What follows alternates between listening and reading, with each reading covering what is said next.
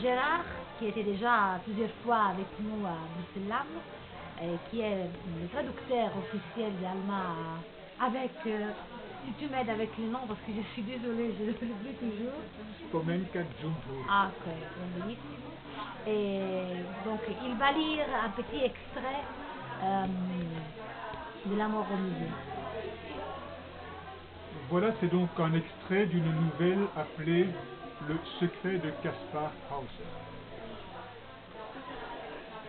La ville est assiégée, et ce qui rendait précieux le matin a commencé à manquer. La cuillère en argent est restée, mais les œufs et les fins sachets de thé ont disparu. Parfois, à l'endroit où se tenait le marché bigarré, j'arrive à trouver 2 ou 3 œufs. Je les paie cher, autant que 12 cuillères en argent. Je réserve les œufs à notre garçon. Avant qu'il ne les mange durs, un tous les 3 jours, il les décore avec la pointe d'un crayon de couleur.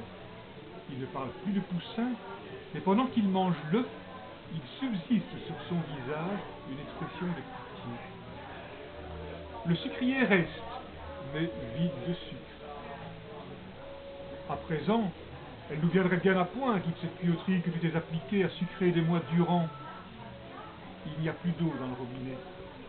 Pour en avoir, nous devons aller dans un autre quartier de la ville, et nous la portons dans les bidons en plastique.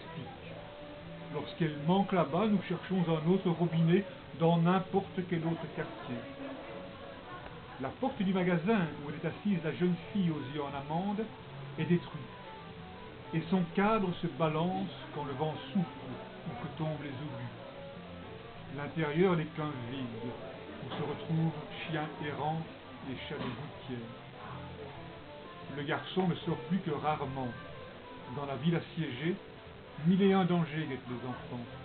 Il se tient debout près de la fenêtre de la chambre, à contempler le parc de l'hôpital d'un regard mélancolique.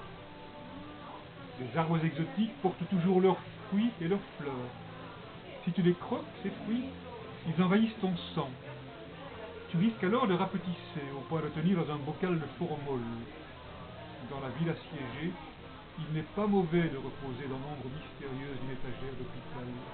Quand tu te réveilles, tu es devenu un secret, une énigme, un objet d'étude pour savants. À l'hôpital, on apporte des blessés. Parfois, ce ne sont que troncs ensanglantés, sans bras ni jambes. Et pourtant, tout cela nous paraît lointain encore, douloureux, mais lointain. C'est alors que l'autre côté a envahi le nôtre. Il a été blessé, quelque part dans la rue principale. On l'a transporté à l'hôpital, on a nettoyé, pansé la plaie. Il est arrivé au crépuscule. À l'hôpital, on lui a dit qu'à 5 cm près, sa blessure était mortelle. Tout en lui disant ça, quelqu'un doit lui avoir tapoté la peau avec un lorgnon.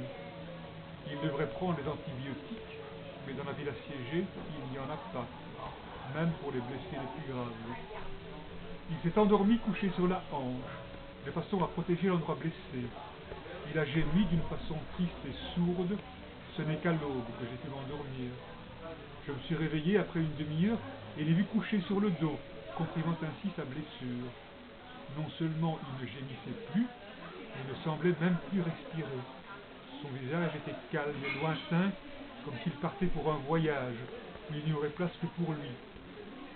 Et il était si proche que je lui ai touché la hanche.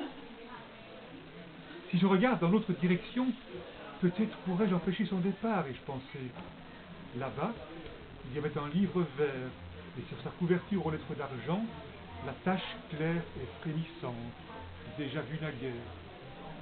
Si je suis rapide et silencieuse, je pourrais l'attraper.